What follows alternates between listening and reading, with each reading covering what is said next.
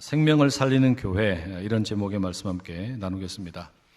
오늘 우리가 함께 읽은 성경 말씀 5장 5절 말씀이 이렇게 시작합니다. 소망이 우리를 부끄럽게 하지 아니함은 우리에게 주신 성령으로 말미암아 하나님의 사랑이 우리 마음에 부은 바 됨이니. 이 구절의 첫 번째 단어가 소망이라고 되어 있죠. 여러분, 소망이라는 것이 어떤 겁니까? 일반적으로 우리가 소망이라고 하면 이것은 미래와 관련된 일입니다. 소망은 근본적으로 불확실한 미래에 뭔가 내가 바람 또는 어떤 기대, 이것을 담는 것을 우리가 소망이라고 부르죠. 예를 들어 내일 날씨는 비가 올 수도 있고 안 올 수도 있습니다. 그런데 내일 등산을 가기로 했는데 비가 안 오면 좋겠다. 이건 뭐예요? 이건 소망이 됩니다. 불안한 미래의 날씨에 대한 기대입니다. 하나 더 예를 들어본다면 우리 자녀들이 좋은 회사에 취업을 할 수도 있고 못 할 수도 있습니다. 그런데 우리 자녀가 대기업에 취업을 하면 좋겠다, 이렇게 말하곤 합니다. 이게 뭡니까? 소망입니다. 소망은 이처럼 근본적으로 불확실한 미래에 대한 기대와 바람을 담는 것이라고 말할 수 있습니다. 그런데 오늘 우리가 읽은 이 로마서 5장 5절의 말씀에서는 이 소망을 우리가 일반적으로 알고 있는 것과는 조금 다르게 말합니다. 뭐라고 이야기하냐면 이 소망이 우리를 부끄럽게 하지 않는다라고 말합니다. 달리 말하면 이 소망이 우리를 실망시키지 않는다라는 말입니다. 이 소망이라는 것은 이럴 수도 있고 저럴 수도 있다, 이렇게 이야기하는 게 아니에요. 쉽게 이야기하면 이 소망은 변치 않는 것이다, 이 소망은 확실한 것이다, 이렇게 우리가 생각할 수 있습니다. 그럼 도대체 여러분, 이 성경에 기록되어 있는 소망이라는 것이 어떤 것이길래, 또 이것의 근거가 무엇이길래 변치 않는 소망이라고, 확실한 소망이라고 지금 말하는 겁니까? 이 5절 말씀에 의하면 이 소망의 근거는 성령이라고 나와 있습니다. 이 로마서의 말씀에서 이 성령은 흔히 보증이라는 말로 묘사되곤 합니다. 여러분, 보증이라는 것을 우리가 부동산 거래를 하다 보면 잘 알 수 있죠. 부동산 거래하면 처음부터 그냥 만나자마자 계약서를 쓰면서 대금을 다 주고받고 이렇게 하지 않습니다. 보통은 계약하는 날은 전체 금액의 10%를 계약금으로 주고받습니다. 그리고 이제 실제로 이사를 가는 날 또는 입주하는 날 나머지 금액을 이제 지불하게 됩니다.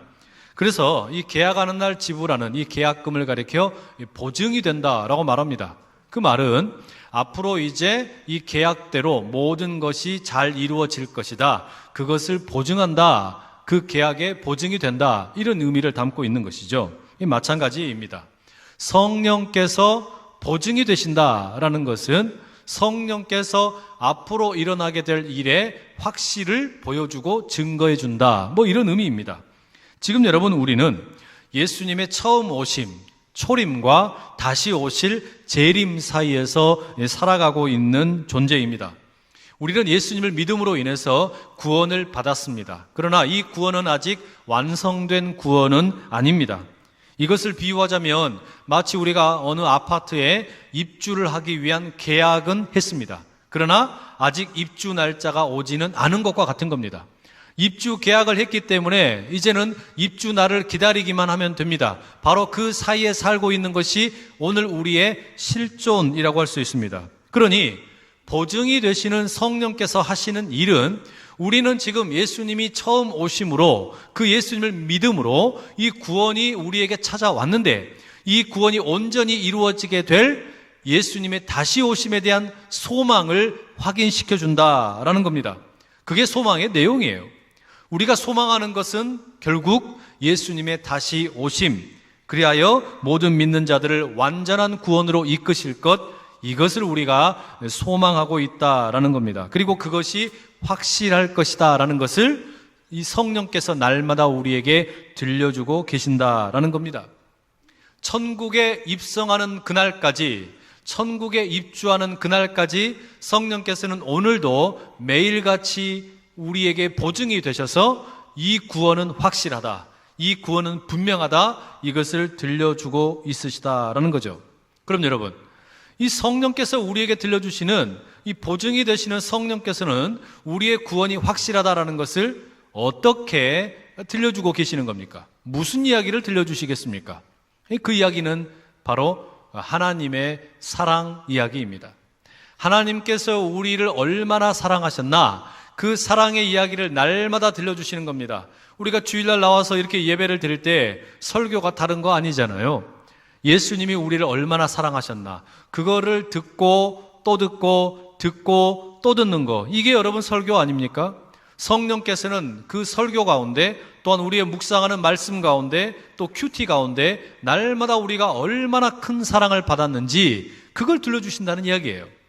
여러분, 그러면 그 사랑 이야기가 어떤 것이냐? 오늘 본문 8절에는 그 사랑을 이렇게 말합니다. 우리가 아직 죄인 되었을 때에 그리스도께서 우리를 위하여 죽으심으로 하나님께서 우리에 대한 자기의 사랑을 확증하셨느니라.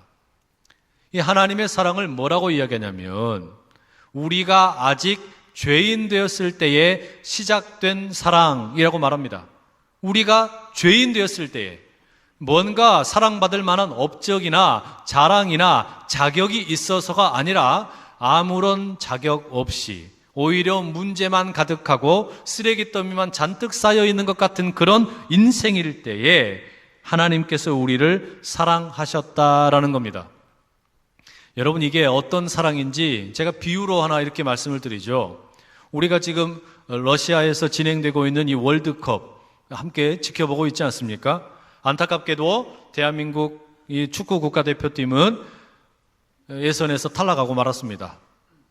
첫 번째 게임과 두 번째 게임을 안타깝게 지고, 그리고 이제 세 번째 게임 독일과 하게 되었지요. 이 독일과 경기를 하기 전에 대부분의 사람들이 이길 거라는 기대를 하지 않았습니다.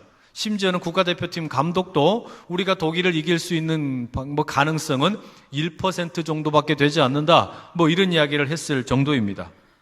우리가 지난 월드컵 챔피언이자 현재 세계 랭킹 1위인 독일을 이길 거라고 아무도 기대 안 했는데 결과는 2대0으로 우리가 이겨버렸어요. 그러자 한국이 난리가 났습니다. 밤에 그 축구 경기 보던 분들이 다 그냥 막 소리를 지르고 앞집, 윗집, 뒷집, 아랫집 서로 난리가 났습니다. 막 그냥 어마어마하게 사람들이 좋아했죠.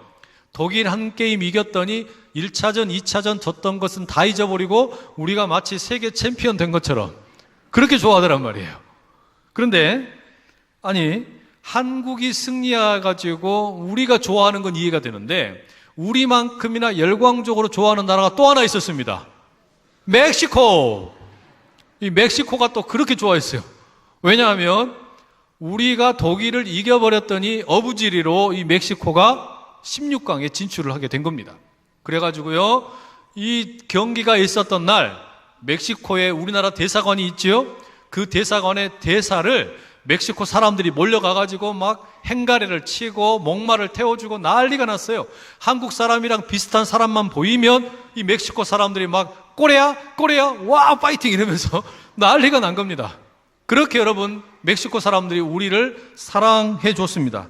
심지어 여러분, 손흥민 선수를 대신해서 내가 군대 가겠다고 멕시코 사람 중에 그런 사람들까지 생겨났다는 말이에요. 이거 얼마나 기가 막힐 노릇입니까? 그런데 여러분, 이거 한번 가만히 생각해 보십시오. 왜 한국 사람들을 이 멕시코 사람들이 이렇게 많이 사랑해 준 겁니까? 도대체 왜 손흥민 선수를 대신해서 한 번도 본 적도 없는 사람이 대신 군대를 가겠다라고 자원을 하고 이러는 겁니까? 그 이유는요, 우리가 뭔가 멕시코 사람들에게 도움이 될 만한 일을 했기 때문이에요. 저들이 감사할 만한 일을 했기 때문에 우리를 사랑하고 손흥민 선수를 사랑해 준 겁니다. 여러분, 이게 멕시코만 그런 게 아니라 우리들의 일반적인 사랑이 그렇게 생겨 먹었어요. 우리는 뭔가 그럴듯한 일을 해야 내가 사랑을 해주고 또 사랑을 받는다라고 생각한단 말입니다. 그런데 오늘 우리가 읽은 이 말씀에서는 뭐라고 이야기하냐면, 하나님의 사랑이 언제 시작되었냐? 우리가 아직 죄인 되었을 때에. 아직 죄인 되었을 때에. 여러분, 우리에게 뭔가 업적이 있어서, 뭔가 잘한 일이 있어서 하나님께서 우리에게 눈여겨보시고, 야, 너 잘했다, 그러니 내가 너 사랑해 줄게, 이게 아니고 인생이 그야말로 그냥 쓰레기가 가득하고 문제가 많고 보잘것없는 그런 인생인데 하나님께서 우리를 사랑하러 찾아오셨다라는 겁니다. 그때 하나님께서 우리에게 찾아오셔서 사랑을 보여주시는 겁니다. 하나님의 아들이신 예수님께서 한 뼘 인간의 몸을 입고 이 땅에 오시는 사랑입니다. 그리고 그 예수님께서 수많은 사람들과 함께 거하시는 사랑입니다. 그리고 그 예수님께서 수많은 사람들을 위해 골고다에서 십자가를 짊어지신 사랑입니다. 이 사랑을 하나님께서 보여주셨다라는 겁니다. 왜요? 왜 하나님께서는 예수님을 십자가에 죽기까지 내어주시면서 이 사랑을 보여주셨습니까? 오늘 본문 8절에 그걸 뭐라고 이야기하냐면 우리를 향한 하나님의 사랑을 확증하시기 위해서, 우리를 향한 하나님의 사랑을 확증해 주시기 위해서 하나님께서 아들 예수 그리스도를 십자가에 내어주시기까지 사랑했다라는 겁니다. 여러분, 이 확증이라는 말이 무슨 의미입니까? 이 확증이라는 말을 헬라 말로 살펴보게 되면은 이게 합성어로 되어 있습니다. 함께라는 뜻의 쉰, 함께라는 뜻과 세운다라는 뜻의 히스테미라는 두 개의 단어를 합하여 놓은 단어입니다. 그러니 여러분, 이 확증한다라는 말을 문자 그대로 읽어보자면 함께 세운다라고 이걸 읽게 됩니다. 이게 확증한다라는 의미예요. 무슨 말이겠습니까? 아버지이신 하나님과 아들이신 예수님께서 함께 이 사랑을 세우셨다라는 거예요. 골고다 십자가에서 하나님과 예수님께서 함께 이 사랑을 세우셨다, 그게 확증하셨다라는 겁니다. 우리 모두를 향한 그 사랑, 우리 모두를 향한 그 사랑이 얼마나 크고 놀라운 것인지 하나님과 예수님께서 함께 확증해 주셨고, 그리고 수천 년이 지난 지금도 성령께서는 우리 가운데 찾아오셔서 그 사랑을 증거해 주고 계신다라는 말씀입니다. 여러분, 이 말씀을 제가 가만히 이 확증한다라는 말을 묵상하는데 창세기 22장 말씀이 생각났습니다. 창세기 22장에서 하나님께서 아브라함을 부르십니다. 아브라함아, 아브라함아, 내가 너에게 백세 주었던 아들 이삭 있지? 그 아들 나에게 제단에서 바쳐라. 모리아 산이라는 곳으로 가서 거기에서 너의 아들 이삭을 나에게 바쳐라. 하나님께서 말씀하십니다. 아브라함이 이해할 수가 없었어요. 이게 도대체 어찌 된 일일까? 그러나 고민하지 않고 믿고 이삭을 데리고 이제 모리아 산으로 갑니다. 모리아 산에 올라가가지고 장작을 이렇게 늘어놓습니다. 그리고서는 아들을 손발을 묶어가지고 그 장작 더미 위에다 올려놓습니다. 그리고 말해요. 아들아, 하나님께서 너에게 죽어라고 하신다. 하나님께서 백세에 너를 주셨는데 이제는 너를 거두어 가겠다고 하신다. 아버지, 그게 하나님의 뜻이라면 제가 순종해야지요. 말도 되지 않는 일이 모리아산 정상에서 일어나게 됩니다. 여러분, 이것은 지금 우리 눈으로 보자면 아브라함이 치매에 걸렸든지 아니면 아동 학대를 하고 있는 것이든지 둘 중에 하나입니다. 그리고 이 이삭은 또 어떻습니까? 이 이삭이라는 이 아들은 아버지가 지금 정신이 좀 이상한 것 같으면은 빨리 아버지를 제압을 하고 빨리 빠져나와야지. 아니, 거기서 어떻게 그대로 고스란히 예 아버지 제가 여기서 죽겠나이다 이럴 수가 있겠습니까? 말도 되지 않는 일이잖아요. 여하튼 지금 아브라함과 이삭은 하나님의 말씀을 따라서 순종한다고 하면서 그 아들 이삭이 장작더미 위에 결박이 되고 이제 아브라함은 칼을 하나 들어가지고 내려치려고 합니다. 그때 천사가 나타나죠. 천사가 나타나서 이야기를 들려줍니다. 창세기 22장 12절 아브라함아, 네 손을 그 아이에게 대지 말라. 그에게 아무 일도 하지 말라. 네가 네 아들 네 독자까지도 내게 아끼지 아니하였으니 내가 이제야 네가 하나님을 경외하는 줄로 아노라. 천사가 이렇게 얘기하는 거예요. 여러분, 이게 무슨 의미이겠습니까? 모리아 산에서 아버지인 아브라함과 아들인 이삭은 그렇게 함께 하나님을 향한 사랑을 세웠습니다. 하나님을 향한 자신들의 사랑을 확증해서 보여주었다라는 이야기예요. 하나님을 향하여 하나님 내가 이렇게 하나님을 사랑합니다. 하나님 내가 이렇게 하나님을 참으로 경외합니다. 그것을 아버지인 아브라함과 아들 이삭은 함께 세워주었다라는 말이에요. 그러나 이 사랑 가운데, 이 사랑을 보여주는 가운데 아무도 죽을 필요는 없었습니다. 이삭이 죽을 필요가 없었어요. 다만 하나님께서 예비하여 놓으신 순양, 그 순양이 대신하여 번제단에서 제물로 드려졌습니다. 여러분, 이 순양의 죽음은 수천 후 후에 골고다에서 십자가를 지시고 죽으신 예수님의 죽으심을 예표하는 그런 죽음입니다. 그 순양이 아브라함과 이삭의 그 번제단 가운데 대신하여 드려짐으로 죽었다라는 말입니다. 여러분, 십자가의 사랑의 본질이 바로 여기에 있어요. 하나님을 향하여 그 사랑을 확증하기 위해 아브라함과 이삭은 스스로 죽을 필요가 없었습니다. 그러나 하나님께서는 예수님과 함께 우리 모두를 향한 그 사랑을 확증하시기 위하여 우리를 향한 그 하나님의 사랑을 함께 세워주기 위하여 예수님께서 죽으셨다라는 말입니다. 예수님께서 자기 자신을 십자가에 내어주심으로 우리 모두의 생명을 살리는 너무나 기가 막힌 사랑이 그 골고다 십자가에서 이루어졌다라는 말입니다. 여러분, 이게 저와 여러분을 향한 하나님의 사랑입니다. 오늘 이 시간에 이 하나님의 사랑이 여러분 모두 가운데 분명히 확인되시고 믿어지실 수 있기를 간절히 축복합니다. 그럼 여러분, 만약에 우리에게 이렇게 기가 막힌 사랑, 하나님과 예수님께서 함께 세우신 사랑, 하나님과 예수님께서 함께 확증하신 사랑이 우리에게 주어졌다면 우리가 어떻게 살아야 되겠습니까? 내가 아직 죄인이었을 때, 내가 아직 형편없는 악인이었을 때, 내 인생에 아무런 쌓아놓은 업적도 없고 자랑할 것이 아무것도 없고 오로지 쓰레기만 가득한 그런 상태였을 때에 하나님께서 우리를 향한 사랑을 확증해 주셨다면 어떻게 살아야 되겠습니까? 당연히 먼저 받은 이 크고 놀라운 사랑, 우리가 되갚으며 이 사랑을 나누면서 살아야 되지 않겠습니까? 하나님께서 보여주신 이 사랑에 조금이라도 응답하며 살아야 할 것입니다. 하나님께서 예수 그리스도를 통하여 우리에게 주신 생명을 살리는 이 사랑, 그렇다면 우리도 생명을 살리는 일에 조금이라도 앞장서서 살아야만 하지 않겠습니까? 여러분, 바로 그런 이유 때문에 오늘 우리 설교의 제목이 생명을 살리는 교회입니다. 생명을 살린다라는 것은 교회 안에서 무언가 능력이 있어서 교회가 스스로의 힘으로 하는 것이 아니라 내가 먼저 받은 이 사랑, 내가 먼저 받은 이 크고 놀라운 사랑, 여기에 대한 응답으로 하나님께서 내 생명 살려주셨으니, 예수님께서 내 생명 살려주셨으니 나도 생명 살리는 일에 쓰임받기를 원합니다. 그게 교회와 우리 성도의 사명이 되는 줄로 믿습니다. 그런데 여러분, 이 생명을 살린다라는 것이 여간 어려운 일이 아닙니다. 이게 쉬운 일이 아닙니다. 여러분, 우리가 이 생명을 살린다라는 거 정말 어려운 일입니다. 최근에 아마 가장 뜨거운 이슈가 있다면 제주도에 난민으로 찾아온 이 예멘 사람들이 아닐까 생각이 듭니다. 예멘이라는 나라는 우리 한반도에 남과 북으로 나누어져 있는 것처럼 오랫동안 분단된 그런 현실을 살았던 나라입니다. 다행히 1990년대에 통일이 되기는 했습니다. 하지만 그 이후에도 계속해서 이 내전이 일어나고 또 일어나면서 참 많은 아픔이 있는 나라입니다.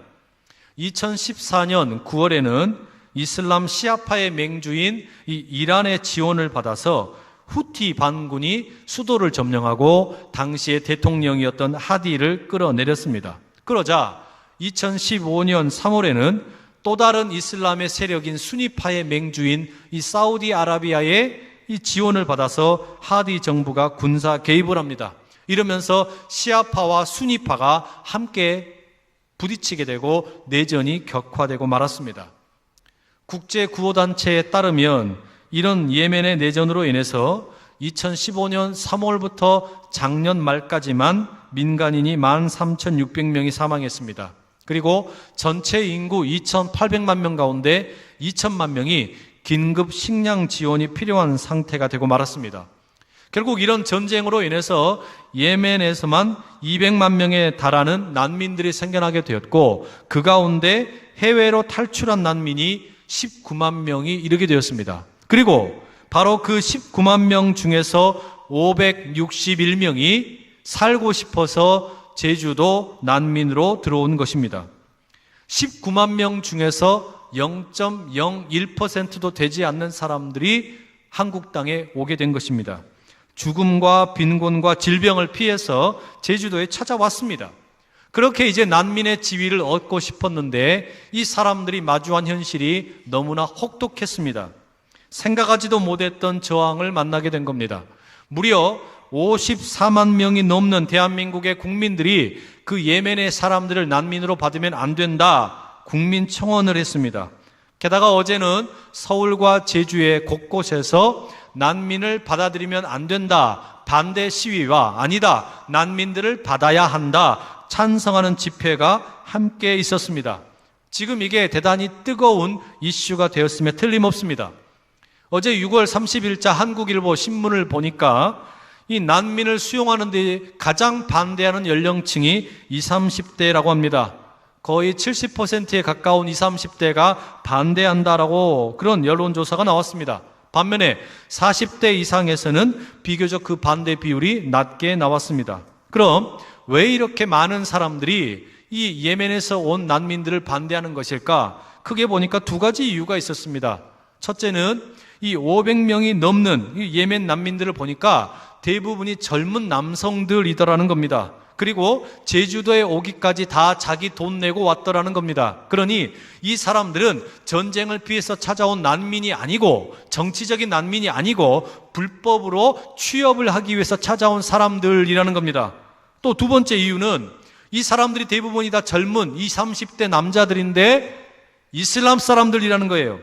그리고 이슬람 남자들은 아주 폭력적이고 테러 범일 가능성이 높고 범죄율이 아주 높아서 특별히 여성 혐오 범죄, 성폭행을 많이 일으킬 수 있다는 겁니다. 나아가 이 사람들은 아마도 한국 사회 전체를 이슬람화하려고 하는 그런 어떤 계획을 숨기고 들어왔다는 겁니다.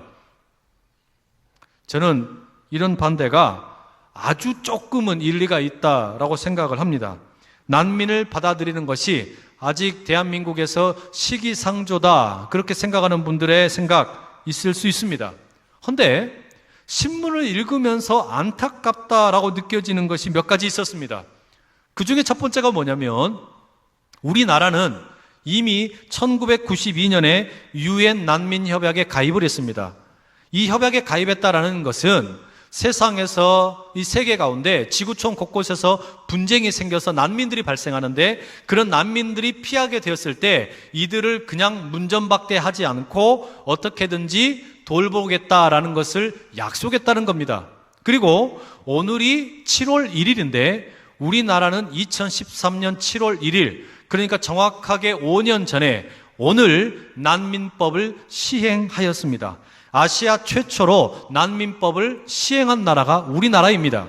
그런데 사실상 이 대한민국은요, UN 난민협약에 가입도 했고 5년 전에 난민법을 시행을 했지만 실제로는 난민에 대한 책임을 거의 이행하지 못했습니다. 우리나라의 경제 규모가 대략 알려진 바에 의하면 세계 11번째에 해당을 합니다. 그런데 우리나라에 찾아온 난민 신청자들 중에서 난민의 지위를 얻는 사람이 얼마나 될까요? 4%가 되지 않습니다. 말하자면 100명이 우리나라에 난민 신청을 하면 4명밖에 신청을 받아주지 않는다라는 말이에요. 나머지 사람들은 다 떠나야 됩니다. 아니면 그냥 불법 체류하게 됩니다. 이 4%라는 난민을 허용하는 비율은 세계 평균인 38%에 비교하면 턱없이 부족한 숫자입니다. 그만큼 여러분, 우리나라는 제도나 협약을 해 놓았지만 국민 정서 가운데 난민에 대한 혐오 생각이 꽤나 깊습니다. 여러분, 그런데 여기서 우리가 좀 돌아봐야 될 것이 있습니다. 그게 뭐냐면 우리나라가 사실은 국제사회로부터 어마어마하게 많은 원조와 도움을 받았다라는 사실입니다. 가만히 생각해 보십시오. 1950년에 6.25 전쟁이 일어나가지고 우리나라에서만 피난민이 600만 명이 생겼습니다. 그때 여러분, 그 사람 도와준 게 누굽니까? 폐허가 돼버린 이 나라를 도와준 게 누굽니까?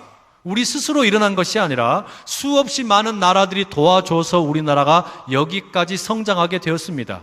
그 피난민들을 도와주는 영화 가운데 국제시장과 같은 영화 있었죠.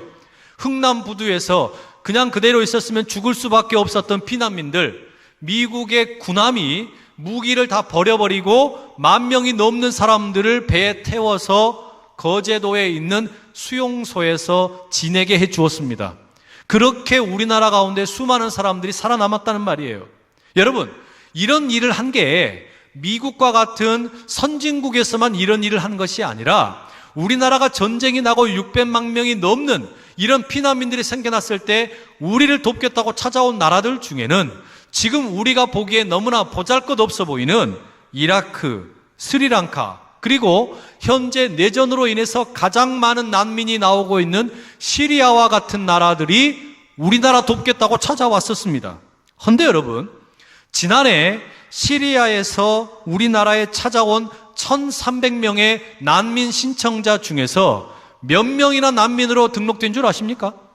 시리아 난민 1,300명의 신청자 중에 딱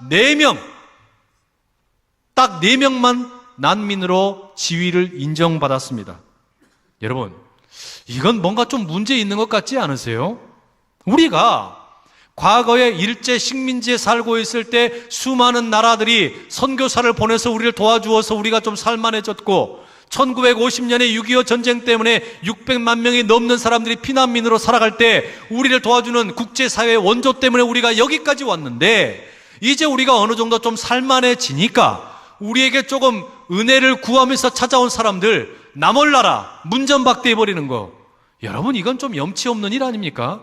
이거 좀 너무나 우리가 좀 제대로 못하는 거 아니겠습니까? 만약에 여러분 우리가 이런 난민 한 500여 명 되는 사람들, 이런 사람들도 제대로 수용을 못한다면 앞으로 이제 우리가 통일된 조국 가운데 북한 사람들 제대로 우리가 환영할 수 있겠냐는 말이에요. 지금도 북한에서 우리의 이 남한으로 넘어온 우리 세터민들 우리 주변에 많이 살고 있습니다. 그런데 이분들이 한국 땅에 사는 게 너무 힘들대요. 어떤 분들은 차라리 북한에 있을 때가 나았다고 이야기하는 그런 사람들도 있습니다. 오기는 왔는데 제대로 환영을 해주지 않는 겁니다. 사람들이 색안경을 끼고 보는 겁니다. 모두가 다 이상한 시선으로 쳐다보면서 그게 너무 부담스럽다라는 겁니다. 여러분, 지금 우리는 우리가 원하든지 원하지 않든지 간에 지금 점점 더 다문화 사회가 되어가는 그런 현장 가운데 있습니다. 이 땅에는 지금 수많은 외국인들이 공부하기 위해서 유학을 와 있고 그리고 일하기 위해서 노동자로 들어와 있습니다. 이렇게 다문화 사회를 살아가고 있는 가운데 우리가 너무나 안타깝게도 혐오적인 그런 시선으로 받아본 경우가 너무 많다는 말이에요. 이걸 여러분 어떻게 하면 좋겠습니까? 게다가 이런 난민 혐오 가운데 더 심각한 것은 이런 난민 혐오를 하는 생각에 수많은 출발점이 어디에 있느냐? 이 기독교인들에게 있더라는 거예요. 이 신문에 보니까 난민을 반대하는 사람들의 종교가 이 무신론자가 59%, 그리고 기독교인들이 58%로 제일 높게 나타났어요. 안타까운 노릇 아닙니까? 왜 이렇게 기독교인들이 난민들을 반대하나 보니까 이슬람을 혐오하는 생각 때문에, 이슬람에 대한 두려움 때문에 여러분 이 모든 난민들을 다 이렇게 배격하더라는 거예요. 만약에 여러분 이슬람이 그렇게 무섭다면 우리나라에 지금 일하러 들어온 중동 지역에서 온 사람들 많이 있지 않습니까? 그 사람들을 어떻게 해야 됩니까? 다 쫓아낼까요? 우리 교회에도 아마 네팔이나 중국이나 러시아나 영어권에 들어와 있는 우리 성도들 가운데 아마 무슬림권에서 온 분들 꽤 있을 겁니다. 그 다 내쫓을까요? 이게 여러분 웃기는 일입니다. 어떤 목사님이 페이스북에다가 이런 일을 꼬집어서 이렇게 적어 놓았습니다. 제가 그대로 읽어 드릴게요. 교회가 예멘 난민을 도와주면 안 되는 이유는 동시에 교회가 이슬람 선교를 해서는 안 되는 이유가 된다. 도와달라고 스스로 찾아온 무슬림은 외면하면서 굳이 도와달라고 하지도 않은 무슬림을 찾아가 선교할 이유가 없지 않은가? 힘없는 몇백 명의 국내 무슬림이 무섭다고 벌벌 떠는 교회라면 수십억의 막강한 현지 무슬림을 찾아가 할 수 있는 일은 하나도 없다. 여러분 맞는 이야기 아닙니까 여러분? 만약에 여러분 우리나라에 찾아온 그 얼마 되지도 않는 이슬람 사람들, 그 사람들이 그렇게 무서워서 우리가 벌벌 떨다면 중동 지역에다가 선교하는 일 하지 말아야죠. 중동 지역에 선교사 보내는 일 절대로 해서는 안 되는 일입니다. 누가 거기에 도와달라고 한 적도 없는데 왜 갑니까? 해서는 안 되는 일이라는 이야기예요. 여러분, 사실 우리가 성경 이야기 가만히 한번 살펴보게 되면 성경 속에 기록되어 있는 이야기는 수많은 이야기들이 다 난민 이야기입니다. 이 출애굽의 이야기가 뭡니까? 애굽에서 노예 생활하던 이스라엘 사람들, 그 이스라엘 사람들을 해방시켜주는 하나님의 이야기가 이 출애굽기 이야기입니다. 그런데 이 출애굽의 이야기 가운데 40년 동안 이스라엘 사람들이 광야를 헤매게 됩니다. 난민이 되었다는 이야기입니다. 난민으로 40년을 헤매다가 하나님께서 약속하신 땅 가나안으로 들어가게 된 것이 이 출애굽기의 이야기 아닙니까? 또 출바벨론 이야기는 어떻습니까? 북이스라엘과 남유다가 차례대로 아수르와 바벨론에 의해서 멸망하게 되었습니다. 그리고 수많은 사람들이 포로로 바벨론에 끌려가게 되었습니다. 난민이 되었다라는 거예요. 그렇게 난민으로 살아가던 이 바벨론의 포로들, 그들을 불쌍히 여기셔서 하나님께서 고레스라는 페르시아의 첫 번째 임금의 칙령을 통하여 예루살렘에 돌아갈 수 있도록 기회를 주십니다. 그게 여러분 구약 성경 에스라와 느헤미야의 이야기입니다. 신약 성경은 어떻습니까, 여러분? 신약 성경의 대부분의 책들은 나라를 잃어버린 이스라엘을 배경으로 하고 있고, 또한 로마라고 하는 어마어마하게 커다란 제국의 식민지로 살아가는 성도들의 이야기를 배경으로 들려주고 있습니다. 바로 그 시대에 로마의 식민지로 살아가면서 난민이 된 것과 마찬가지로 포로가 되어서 살아가는 사람들, 자유를 잃어버린 사람들, 아무것도 가진 것이 없는 사람들에게 예수 그리스도께서 이 땅에 찾아오셨습니다. 그리고 그들을 향하여 하나님 나라의 복음을 선포하십니다. 그게 무슨 복음입니까? 지금은 여러분들이 이 땅에서 나라를 잃어버렸고 자유가 없고 또한 영적으로 보자면 죄와 사망의 노예로 살아가고 있으나, 그러나 하나님의 나라가 이제 도래했다. 그러면 여러분들은 이제 더 이상 난민이 아니고 하나님 나라의 시민이 된다. 하나님 나라의 백성이 된다. 하나님 나라의 진정한 놀라운 은혜를 입은 자로 살아가게 될 것이다. 여러분, 이게 예수님께서 이 땅에 오셔서 그 1세기에 팔레스틴 지역에서 선포한 메시지가 아닙니까? 난민들을 향한 메시지였다는 말입니다. 그렇다면 여러분, 그 이야기는 결국 우리의 신분이 처음부터 난민이었다는 이야기예요. 우리가 하나님으로부터 멀어져 있을 때에는, 예수님을 모를 때에는 우리 모두의 신분이 다 난민과 다를 바가 하나도 없었다는 말입니다. 우리가 죄와 사망의 노예로 살아가던 것이 난민과 같은 삶이었다는 이야기예요. 그런데 예수님께서 십자가의 죽으심으로 하나님과 예수님께서 함께 우리를 향한 사랑을 확증해 보여주심으로 우리가 더 이상 난민이 아니라 이제는 하늘나라 백성으로 살아갈 수 있는 놀라운 은혜를 입었다. 여러분, 이게 복음의 이야기가 아닙니까? 내가 먼저 난민이었어요. 우리가 난민이었어요. 그럼 여러분, 우리에게 찾아와서 조금 도와달라고 말하는 사람들, 그들에게 여러분 우리가 어떻게 하면 좋겠습니까? 우리가 마땅히 그 은혜를, 우리가 먼저 경험한 그 은혜를 나누어 줄 수 있는 넉넉한 마음이 있기를 간절히 축복합니다. 예수 그리스도께서 십자가의 죽으심으로 보여주신 이 사랑, 그 생명, 그리고 이 민족이 일제 식민지를 이겨내고 폐허가 되어버렸던 6.25 전쟁 이후에 수많은 나라들의 원조를 힘입어서 살아났던 것처럼 우리가 이제 조금 살만해졌으니까 이 나누어 주는 일, 그렇다고 다 해주는 것도 아니지 않습니까? 지금보다 조금 더 한다라는 거 얼마든지 할 수 있는 일 아니겠냐 이 말이죠. 1985년 11월 14일 오후 5시경에 참치를 잡는 원양어선 광명 87호가 약 1년 동안의 조업을 마치고 이제 남중국 해를 통해서 부산항으로 들어가고 있었습니다. 그런데 그때 SOS를 외치는 자그마한 난파선이 하나 있었습니다. 베트남의 보트피플들이었습니다. 월남이 패망한 이후에 공산화가 되어버린 그 나라를 떠나서 자유를 얻기 위해서 보트를 타고 탈출한 사람들입니다. 그런데 인접 국가들에서 이 사람들을 받아주지 않습니다. 그래서 여기 이렇게도 못하고 저렇게도 못하고 그냥 바다 위에서 허송세월을 하며 죽어가고 있는 사람들이었습니다. 이 사람들을 지나가던 광명 87호라는 원양어선이 만나게 된 겁니다. 회사에 연락을 했더니 회사는 그 난민들에게 관여하지 말아라 지침을 주었습니다. 그런데 이 광명 87호의 전재용 선장이 자신의 양심과 회사의 지침 사이에서 갈등을 하게 되었습니다. 어떻게 해야 되나? 그리고 결심을 하고서 뱃머리를 돌립니다. 파도에 금방이라도 부딪혀서 박살날 것 같은 그 자그마한 난파선에 무려 96명의 사흘 동안 굶은 베트남 사람들이 타고 있었습니다. 모든 책임은 선장인 내가 진다, 이런 각오를 가지고 그 96명의 베트남 사람들을 다 건져내게 되었습니다. 이 사람들은 그날만 25척의 배로부터 외면을 당하고 26번째로 만난 광명 87호를 통해서 극적으로 살아나게 된 겁니다. 그런데 이제 문제는 이렇게 96명의 베트남 사람들이 배에 올라가고 나니까 이제 어떻게 버티느냐 하는 게 문제였습니다. 본래 그 선원들이 25명이 있었는데 앞으로 이제 거기에서 부산까지 들어가려면 열흘 정도의 시간이 걸립니다. 그런데 가지고 있는 것이라곤 이 선원 25명이 먹을 수 있는 열흘치 식량과 이 생수밖에 없었어요. 그런데도 불구하고 나누어 주기로 작정을 한 겁니다. 그래서 먼저는 이 여자들과 어린아이들을 이 선원들의 침실에 쉴 수 있도록 해주고, 다친 사람들, 아픈 사람들을 돌보아주고, 그렇게 함께 버텨보자, 함께 가는 겁니다.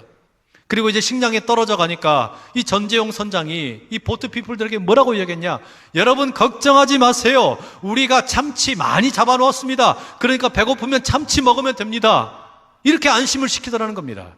그렇게 나누어 먹으면서 열흘 후에 부산항에 도착하게 되었습니다. 그리고 이 베트남 난민들 이 96명이 1년 반 동안 난민 수용소에 머물다가 모두 다 이제 미국으로 가게 되었습니다. 이 베트남 보트피플 대표 중에 피터 누엔이라는 사람이 있었습니다. 이 사람이 미국으로 가서 간호사 직업을 얻게 되고 이제 그 직업으로서 돈을 벌면서 가족을 꾸리면서 안정적인 생활을 하게 되었습니다. 그렇게 자기의 생활이 좀 안정이 되고 나니까 자기를 비롯해 96명의 생명을 구해줬던 전재용 선장이 너무나 보고 싶은 겁니다. 그분을 만나고 싶은 겁니다. 17년 동안을 수소문한 끝에 드디어 이 전재용 선장과 연락을 닿게 되었습니다. 그리고 전재용 선장으로부터 처음으로 편지를 받게 되었습니다. 너무나 감격스러웠지요. 그런데 이 편지의 내용을 보니까 뜻밖의 내용이 들어있는 겁니다. 바로 그날 1985년 부산항에 도착하던 날 이 전재용 선장은 회사로부터 해고 통지를 받았습니다.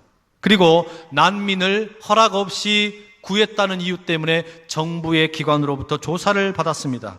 이제 직업을 잃어버렸기 때문에 선박회사 여러 곳에다가 이력서를 보냈는데 한 군데서도 오라는 데가 없는 겁니다. 결국 먹고 살기 위해서 이 선장님이 고향인 통영에 내려가서 멍게 양식업을 하고 있다라는 겁니다. 그리고 그 편지 마지막에 이 선장님이 뭐라고 적어 놓았냐? 이렇게 기록해 놨어요.